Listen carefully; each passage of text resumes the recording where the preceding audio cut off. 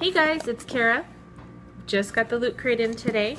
Let's see what came in this month's. Alright. We got a shirt. Ooh. Digging the shirt. Red's my color. The inside of this month's box.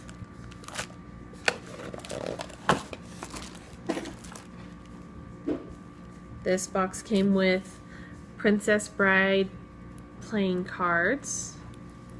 Cute, love the Princess Bride. Game of Thrones Stark Sigil.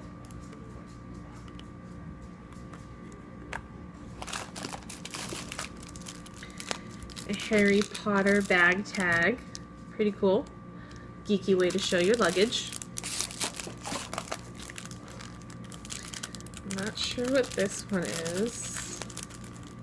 Let's see if we can open it.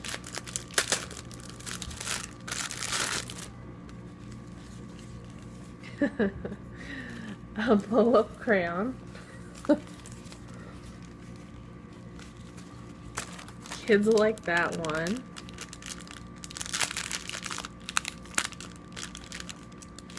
It looks like a Dungeon and Dragons bow tie. I mean, whose wardrobe is not complete without a bow tie?